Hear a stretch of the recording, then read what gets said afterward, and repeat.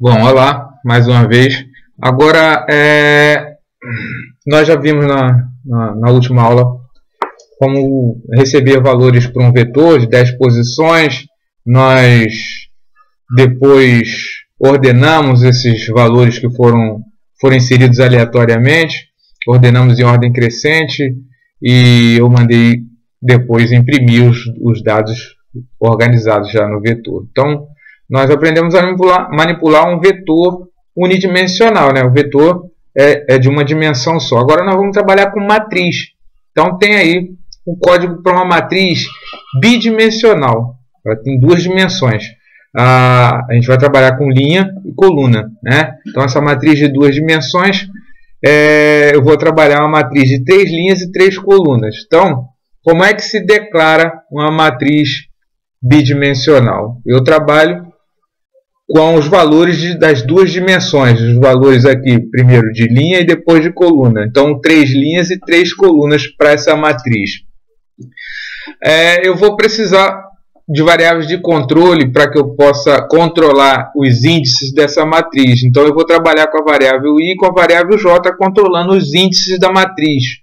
A variável num eu vou usar para receber os números que vão ser inseridos na matriz. Eu poderia estar inserindo os valores direto na matriz, mas para ilustrar melhor eu vou trabalhar com essa variável num, recebendo primeiro o valor e depois inserindo o valor que eu recebi na matriz, nos índices que eu vou controlar a partir do meu for. Então, você vê que quando eu tiver com a matriz, com um vetor unidimensional, eu trabalho com um for. É simples, eu consigo preencher e manipular os dados desse vetor com apenas um for. Como a matriz é bidimensional, eu não vou precisar controlar só um índice. Eu vou precisar trabalhar com 2 índices, porque são 2 dimensões, então vão ser 2 índices. Então vou trabalhar com um for dentro do outro, né? Eu vou trabalhar com um for de fora e um for de dentro aqui. O for de fora, que é o primeiro for, ele vai controlar a variável i, eu vou ter a definição da linha em que eu estou no momento do meu vetor, e a variável j vai controlar as colunas. Então eu vou vamos comentar esse programa do início para aqui logo na primeira linha. Eu estou acrescentando ao meu programa a biblioteca IOStream. Essa biblioteca é para que eu consiga utilizar os comandos de entrada e saída call e syn. Esse comando call é para digitar, para eu mostrar na tela uma mensagem qualquer, orientando o usuário para o que ele tem que fazer.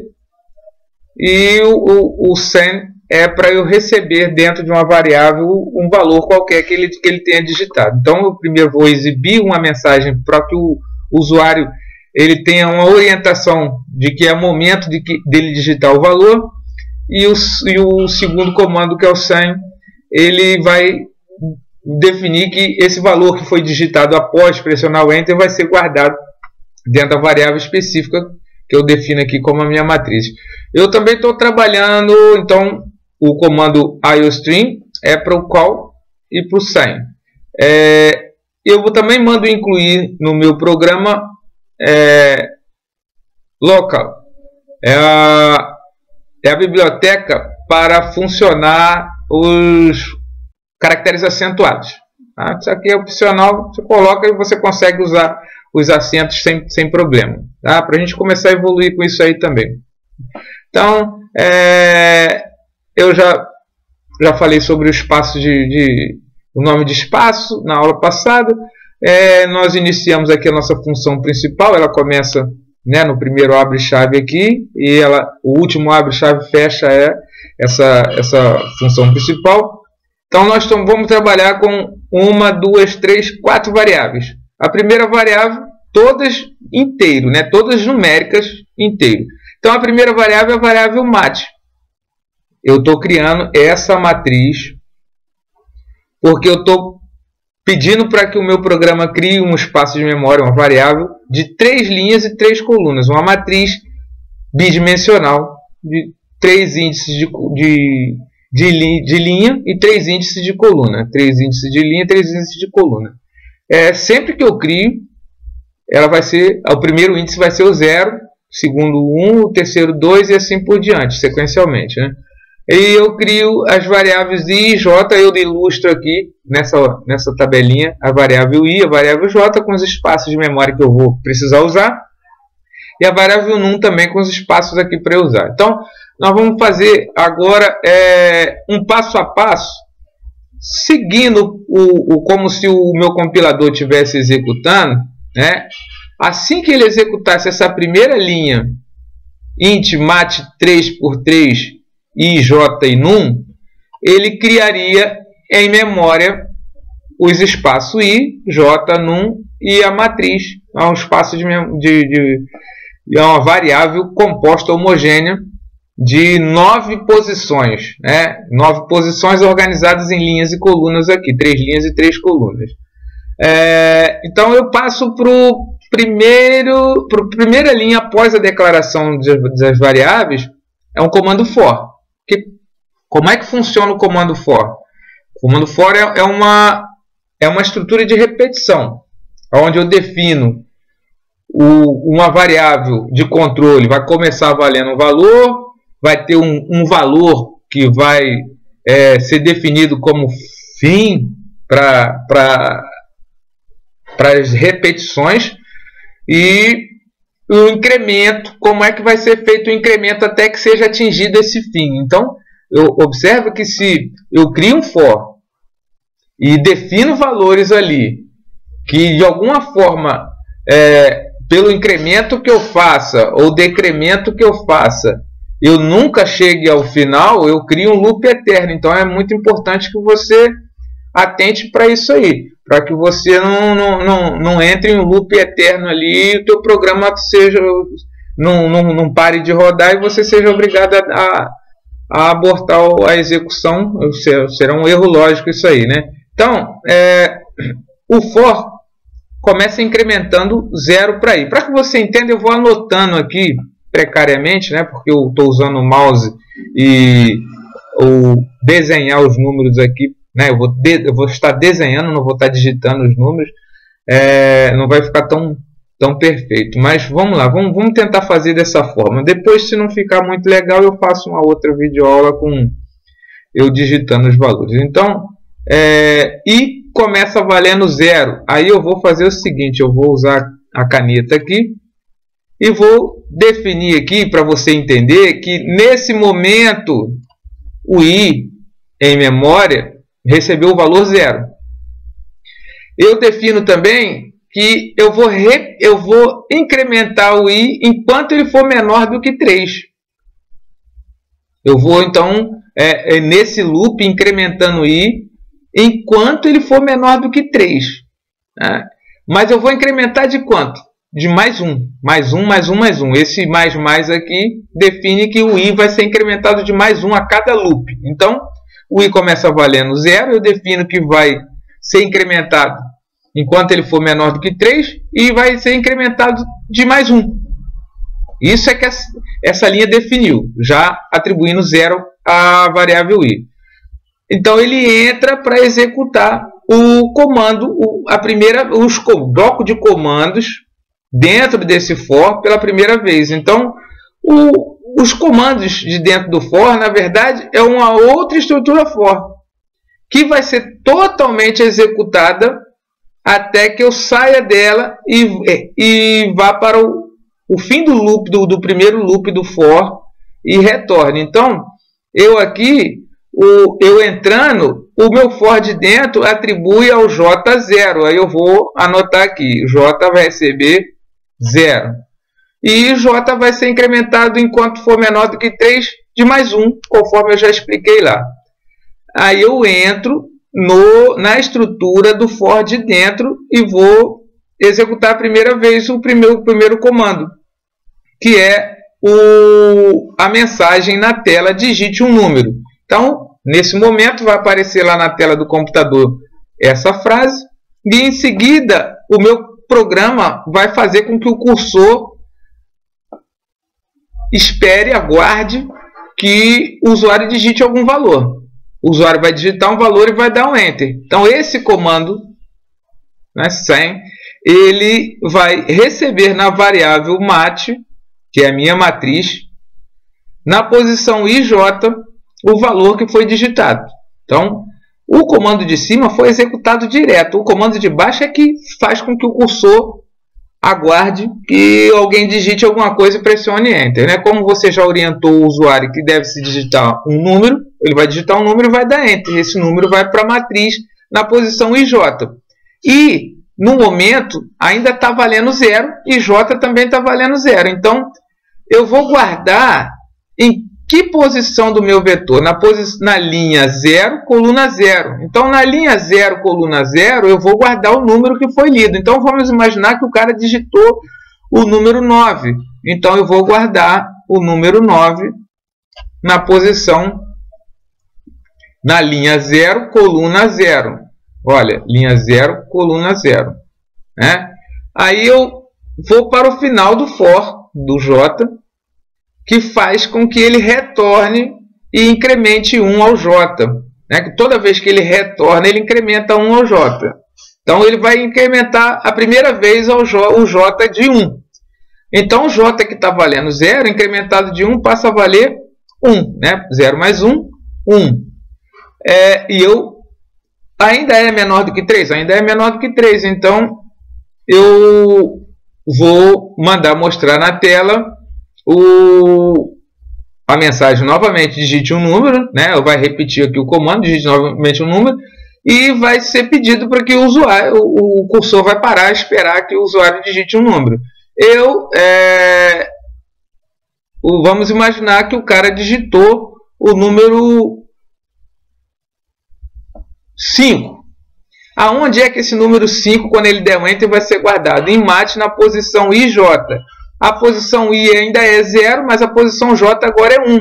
Então, eu continuo na linha 0, mas na coluna 1.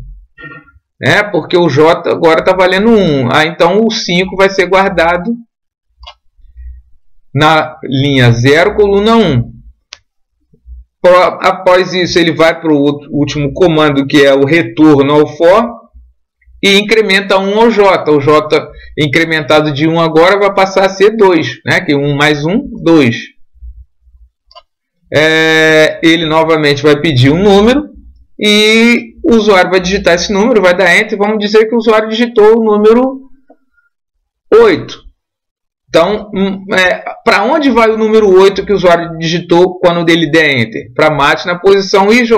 Posição IJ é I0 e J2. Então, continuo na linha 0, mas agora na coluna 2. Então, o 8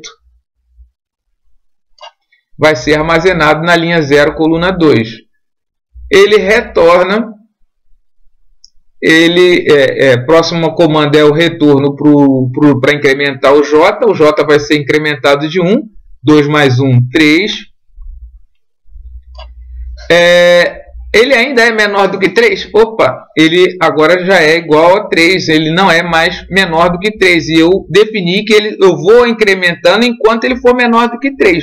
Então, ele não vai mais executar os comandos aqui dentro e vai sair do for. Pronto, acabou. Esse for acabou. Mas, quando você sai do for, você encontra o retorno aqui, o final do outro for, que é o primeiro.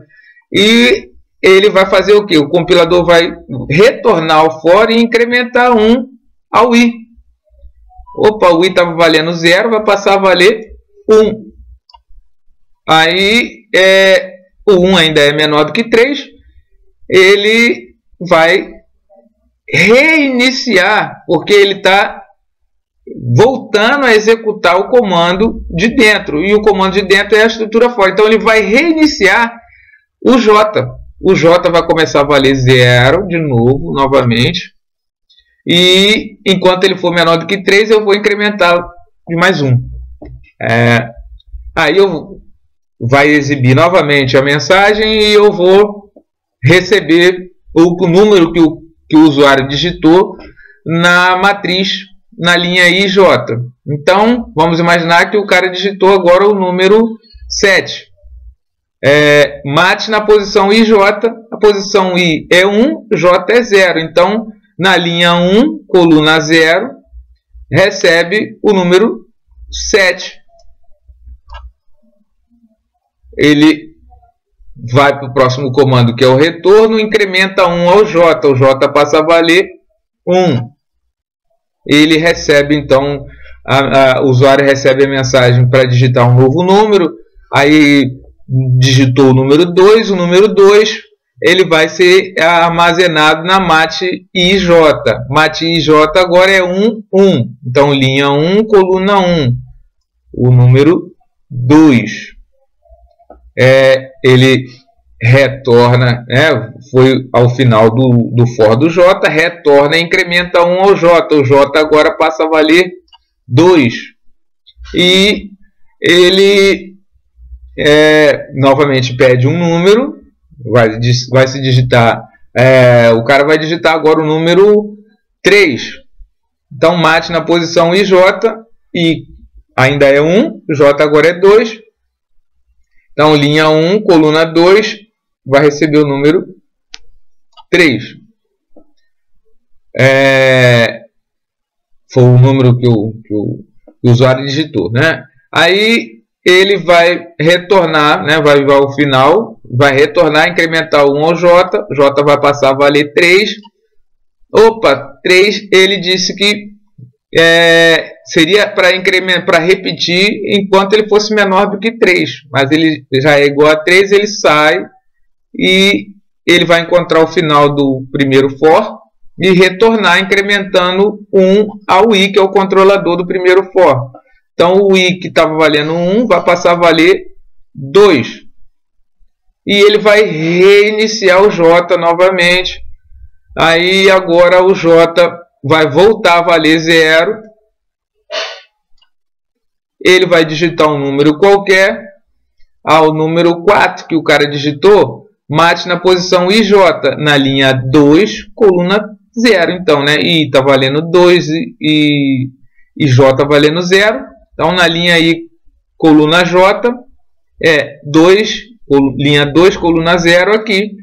Ele vai preencher aqui, vai armazenar na posição linha 2, coluna 0, o número que foi digitado. Aí, imaginando novamente, né, o número que foi digitado aqui foi o número 4. Vamos botar que foi o número 4, que eu já até nem me recordo qual foi o número que eu falei, né? Então, ele vai ir até o final, voltar, incrementar 1 ao J, que está valendo 0, vai passar a valer 1, e assim por diante. E você vai ver que você vai terminar de preencher. Eu não botei a tabelinha aqui completa para mostrar até o final. Estaria faltando aqui alguns valores. Você pode até como exercício ir até o final. Quando ele chegar aqui, que o I estiver valendo 3, que o I está valendo 2 aqui por enquanto, né? Que o I estiver valendo 3, vai ser a última vez que ele vai fazer a execução dos comandos do for de dentro e vai sair preenchendo toda a matriz. Ok? Então, vamos ver se para o exercício a gente assimilou isso aí.